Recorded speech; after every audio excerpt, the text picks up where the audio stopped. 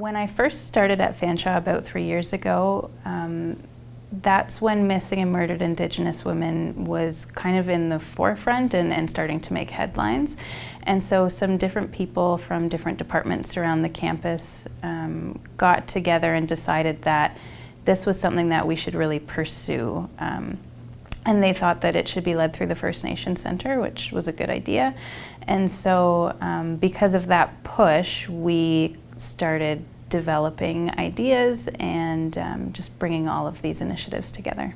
So over the last several years, I've partnered with the Sexual Violence Prevention Advisor, Leah Marshall, and we've brought REDress campaign, the Moose Hide campaign, and the Faceless Dolls to all of our Fanshawe campuses.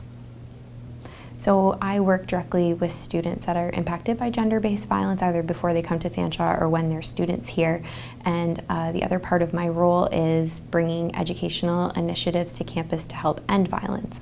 Through the partnership with the center, we were able to highlight different initiatives that already existed across Canada, and my partnership with Chris allowed us to find space to bring these initiatives here to campus so that students could be aware of what was happening in the greater community and take part in terms of understanding and acknowledging the issues of violence that Indigenous women and girls face.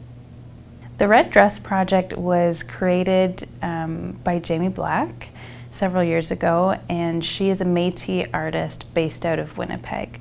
So the REDress Project was developed to really bring a visual to the issue of missing and murdered Indigenous women. We hung 13 red dresses. 13 is very symbolic of women in Indigenous cultures kind of across the board. And so we hung these 13 red dresses to signify the absence in our most well-traveled hallway. We always have an artistic activity that students can participate in that accompanies the dresses being hung. The booth is run by Indigenous and non-Indigenous student volunteers, as well as Chris and I. We have the artistic experience there for students so that they can come and sit at the table and have conversations. For some people, it's passive, it's walking by and noticing the dresses. For others, they take a seat and they participate in what we have going on, and that gives us an opportunity to have open and honest conversations about colonialism and racism and sexism and how this impacts not only Indigenous people but non-Indigenous people. This is everyone's issue. This is a Canadian issue. And so it also allows space for people to ask questions if they're not aware of the depth of the issue of murdered and missing Indigenous women. Most recently this year, what we are contributing to the National Archive is an artistic representation that was drawn by one of our students, Wyona Brissett from Kettle and Stony Point First Nation. And Wyona's image was blown up onto small canvases, and then students were asked to sit and paint individual canvases while they had conversations about the issue of murdered and missing Indigenous women. And those canvases then all came together to create the final image, which is now has been donated on behalf of the college. The Faceless Dolls project was developed by the Native Women's Association of Canada, and it was created in order to bring awareness to the idea that the women that are talked about as part of the missing and murdered Indigenous women could be any Indigenous woman. And so to bring awareness to this, you create these dolls, and each doll is unique.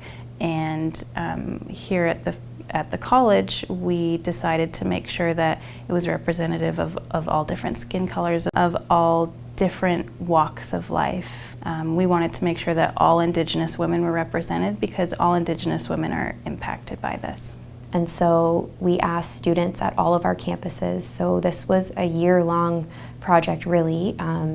We worked with students who helped us to hand cut 600 dolls, and so once the dolls were finished, we had them mounted and framed.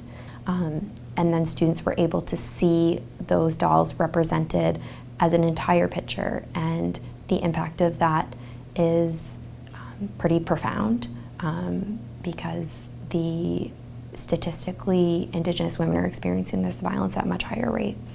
The Moose Hide campaign was brought to our attention by one of our Indigenous students, and it's a campaign that started out west. It was a father and daughter, Raven and Paul, who were hunting along the Highway of Tears, moose hunting.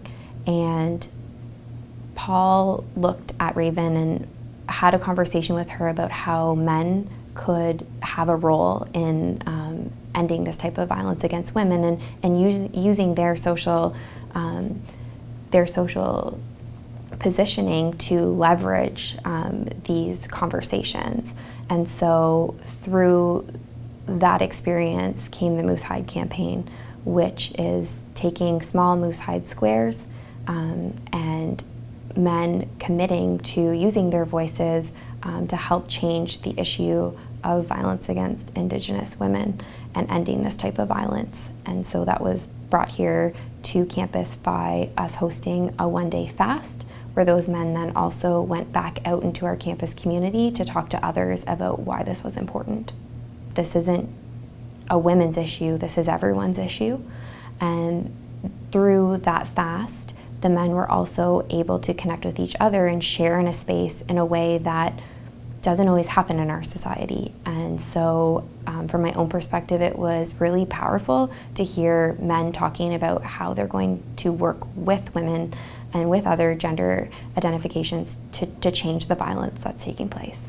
When we finished our projects here at the college, so Wyona's image that was blown up, as well as video projects that we've worked on with students to capture the Faceless Dolls project, as well as REDress, and the image that we have of all the framed dolls together, we wondered, where do we go from here? What do we do with these artistic expressions? And at that time, the Legacy Archive was being created and conversations were happening around that. And so here at the college, we wanted to have the framed dolls hung, but we didn't want to continue to put up all of the art because students still have to live in this space, and it can be triggering, and it can make a space maybe not always feel safe, and it's not the main representation of Indigenous people.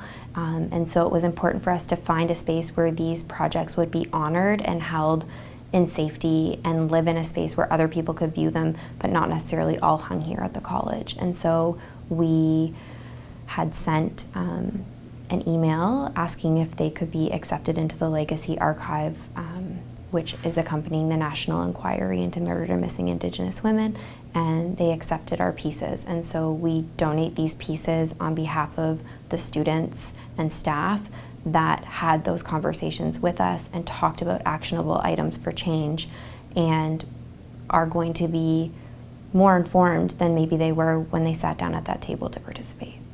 It's really important to bring awareness to missing and murdered Indigenous women and girls because as these women leave our communities, it leaves such a big impact on everyone that's left behind.